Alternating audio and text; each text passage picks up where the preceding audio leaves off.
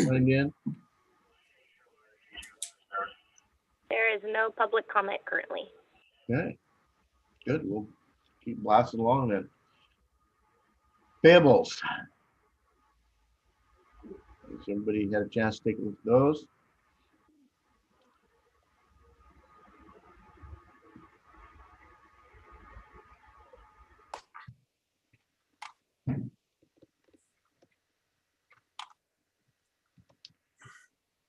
Any questions or concerns there? If not, I'll entertain a motion for approval of the payables. I'll so move. I'll second. Motion is second. Any other comments? Sorry, who was the second?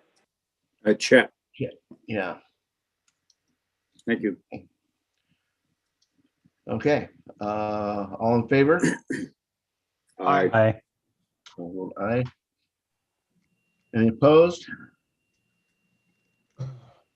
Okay.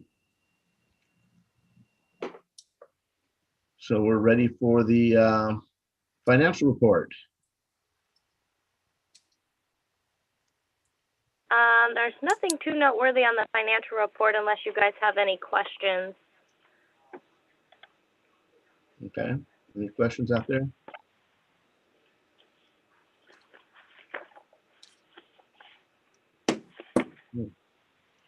Okay, move back to the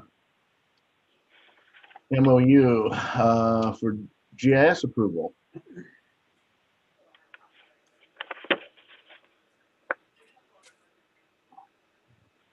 Dave, did you want to speak on that? Sure. Okay, so we have an updated agreement with Cowlitz County Building and Planning, and that's for GIS support and CAD mapping services.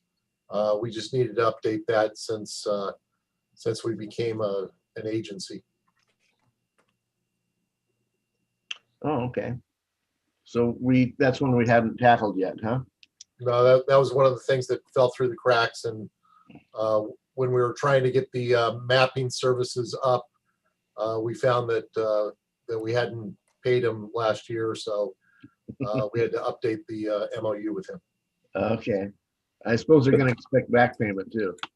Yeah, well, we had it earmarked, so the money's there. Okay.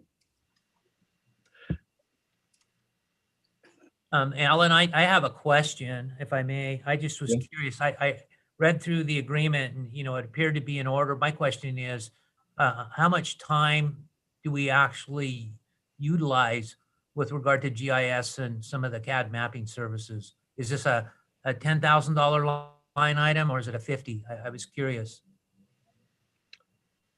Rachel, do you have that on the?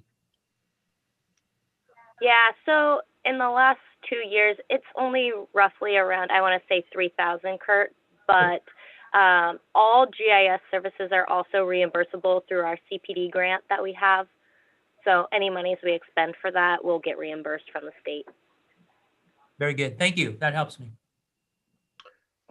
Just a question too, as we move into the new dispatching software, are we gonna need their services more? Or is that gonna affect it at all? Well, those services are used for mapping, and I think that we use that along with Cresa.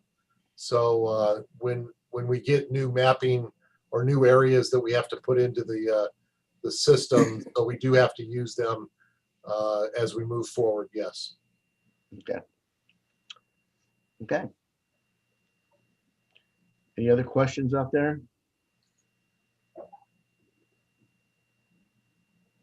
I'll make a motion that we approve the MOU with the county. I'd second that. Okay. We have a motion and a second to approve the MOU for GIS. Any other questions, comments? If not, call for the vote. All in favor? Aye. Aye. I vote aye. Any opposed? Can't hear any opposed. The motion carries. Okay. Excuse me. Get up here. Telecommunicators Week proclamation. All right, so the second week in April every year is National Public Safety Telecommuters Week. We're recommending that the week of April 11th through the 17th, 2021, that Cowlitz 911 Board proclaim it as a week to honor the telecommuters working diligently at Cowlitz 911 to keep the public and the first responders safe. Okay. Well, I'll entertain a motion to approve the proclamation. I make I the make the motion. Oh, go ahead. Go ahead, Sounds like- Andy. Sounds like Chet made the motion and I seconded it. Okay. So we have a motion and a second. Any other comments? Dave, this is Jim. Is there any planned activities surrounding this proclamation? Yeah, we will announce the dispatcher of the year, the top dispatchers as far as getting the calls. We're gonna have theme days for some recognition for food and that sort of stuff. So we'll have theme days. Certainly, any of the organizations are encouraged to come by and say thank you to the dispatchers in person. Just make sure that you use our COVID protocols when you get over here. And those are the things that we've got planned for the dispatchers that week. That sounds great. Thank you.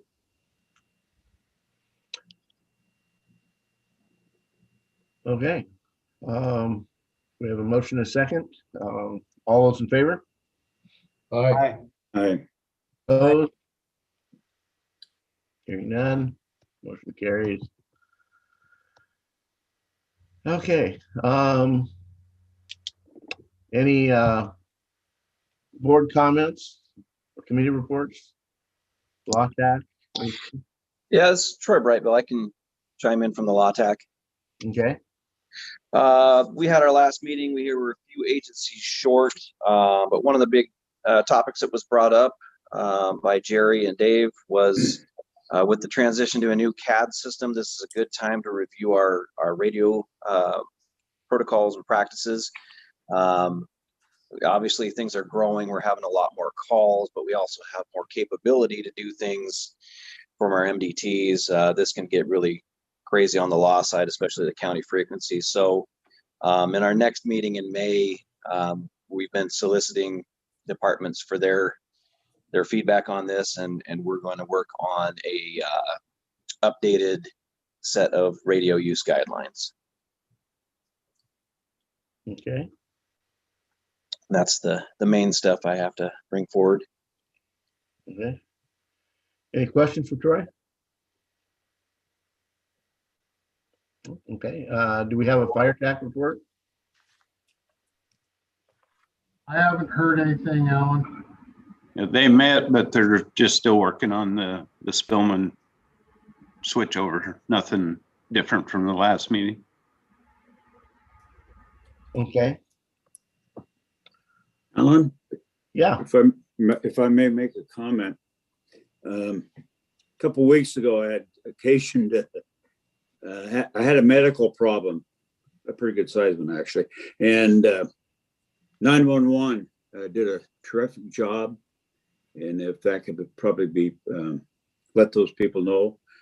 And the Longview Fire, Jim and Kurt, I want you to know they did a wonderful job of getting things settled down and things ready for when the ambulance got there. So anyway, it's just a good example of how our first responders do such a great job. And I lived through this one personally. So it's really, I really appreciate the work everybody does. Thanks for the comment, Chet. Yeah, thank you for your kind words, Chet. yeah, I'm glad to hear you're feeling better too, Chad. Yep. Okay. Director's report. Okay, well, thank you, Chet, for those comments about the 911 dispatchers. We're going to go with the staff update first. There's no change in overall numbers. We're still at 18 dispatchers plus 3 in training. We do have 1 in backgrounds that's still awaiting print results and psychological tests before we can hire her on. I've asked them, our HR, to get another list together because we will have some vacancies coming up. So we've advertised for the vacancies, and currently we have 116 applicants. They're ready to go through the process. Some of them have gone through the first step. So we're waiting to narrow that down so that we can move on to some hopefully summer hirees. Any questions on the staffing? Dave, just one, where do we advertise? It sounds like it's pretty effective. Well, HR advertises through Indeed and then through the other systems that 911 dispatchers are advertised through for the state of Washington. So we get feedback from all those agencies, and obviously the 116 will get narrowed down fairly quickly when they start going through the systems that are in place to see whether they've got the aptitude and backgrounds and all that sort of stuff. Any other questions? All right, moving on to the facility. Patriot continues to report that we're on schedule. I have a weekly owner and architect contractor meeting to review the progress. And then I follow up with an on-site visit with Norm and Patriot. They've got all the pilasters that are in, and they're ready to go into the conduit as far as the technology and that sort of stuff. So they're on schedule, and it looks good. Everything's orderly over there, and it's looking pretty good so far. If you'd like to visit, anybody on the board, I've got some hard hats and vests here that you can check out. It's an active construction scene, so you have to have those to be on the site. So, but you can come over and check them out and use them to go over and visit if you'd like. Any questions on the facility? All right, moving on to the radio. There was progress on 4 different projects this time. Number 1, and the most progress, I guess, that we've got was the Woodland site. It was visited by our SME and Day Wireless, and I met them over there. There's going to be a geo study to ensure that the location selected, which is about 250 feet away from where the current location is, viable, and that has to be moved because there's different security arrangements for where the site is right now. So they have to move our site out of their inner security. They're doing some other homeland security stuff up there. So anyway, it looks like a viable site. We're just going to look into the geo study and find out whether we can do that still on the same property, about 250 feet away. At Castle Rock, the U.S. Cellular paperwork has been processed, and now there's going to be a site inspection and structural analysis ordered by U.S. Cellular. At Deer Island, Mark Pallins is working in conjunction with Day Wireless on the final site plan and shelter and tower space. That's at Deer Island. And then at the Hall of Justice microwave, the FCC approved the microwave license application, but we still are awaiting parts. There's been no change since the last meeting on any of the other sites, Baker's Corner, the Kalama radio connection, and the Kelso radio static. All those have not made any progress in the last 2 weeks. Any questions?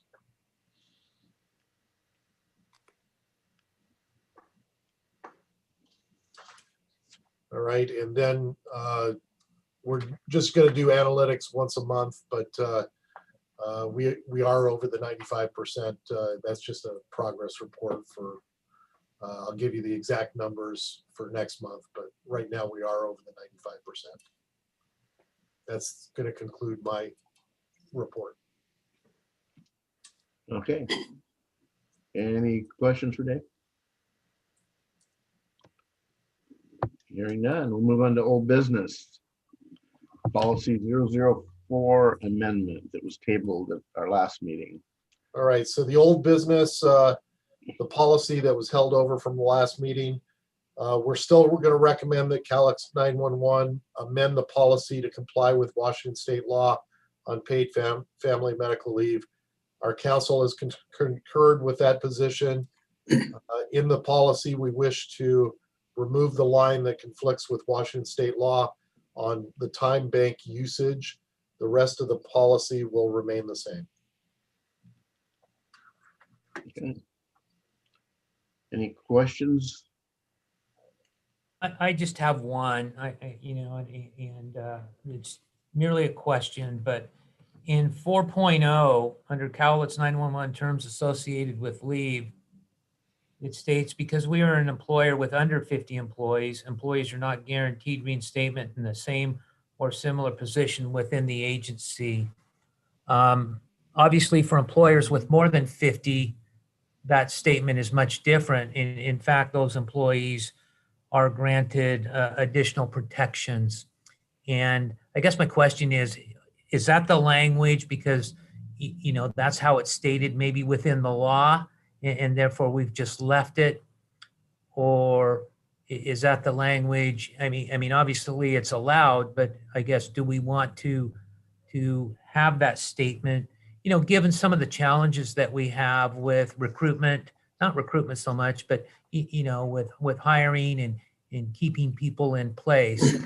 And, I'm not suggesting necessarily that it changed, but I did want to, throw that out there for consideration, in that, we have these individuals, they go off on 12 weeks of family medical leave for a reason, illness, perhaps they're having a baby and such. And I think what this says is, yeah, we ensure those protections and guarantee that you can do that, but you may not have your position at the end of those 12 weeks. And that's, that's a little scary, for some that might really think about that. And so it's just a question and a pause for consideration there. All right, we'll take that into consideration. I'll have HR look at that. And advise. There may be something in the bargaining agreement too that addresses that. I don't recall. Yeah, that could be as well. I was just, Yeah. didn't want to call attention to it. Okay. Well, what's the board's pleasure on the amendment?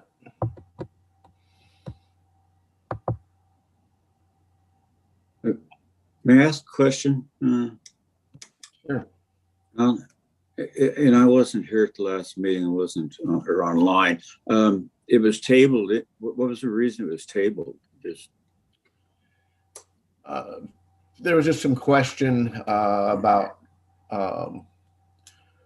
what other agencies are doing and how that works. I don't know if we discussed the state law piece of it so much last time, but there were just questions about it, and there wasn't a real deadline to get it done. We just want to bring it in line with state law. great, thank you. I guess I'd make a motion to approve, policy 004 as presented, but perhaps with maybe another look at 4.0 to see if they wanted to ease off on that language, and I'd be okay with that.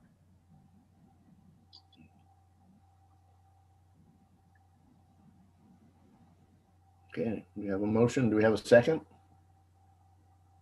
I will second. Okay. Motion is second to approve policy 004 amendment. Any further discussion? Hearing none. Call for the vote. All in favor? Aye. Opposed? Hearing none, motion carries. Yeah, Dave, I guess if you can take a quick look at the CBA as well and see if it's addressed there or if we need to maybe tweak that. Well, sir. language. I will, sir. Get it? Okay, moving on. Do we have any need for executive session?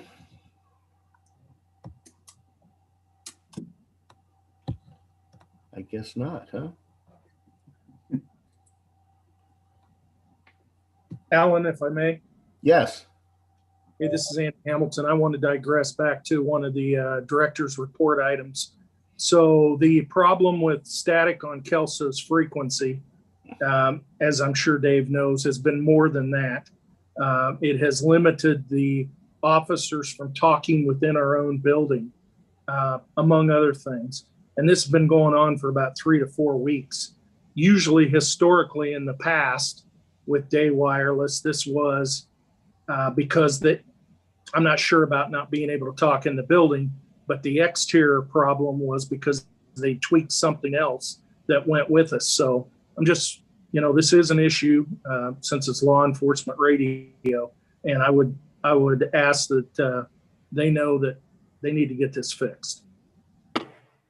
Correct. And the response from Day Wireless specifically was Kelso Radio has been sent out for a bid for a small BDA in their building.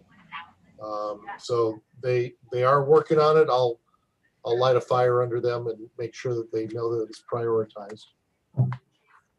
And can you help me out? What's a BDA? It's a bi-directional amp, Okay. essentially an indoor antenna that'll help reception inside the facility. Okay. Does the interference or static or whatever happen outside as well, or is it just inside the building? Now there's many problems on the Kelso frequency. Yeah, it's outside too. Okay. Maybe something new that's causing some interference or something, maybe. Thank you. Okay.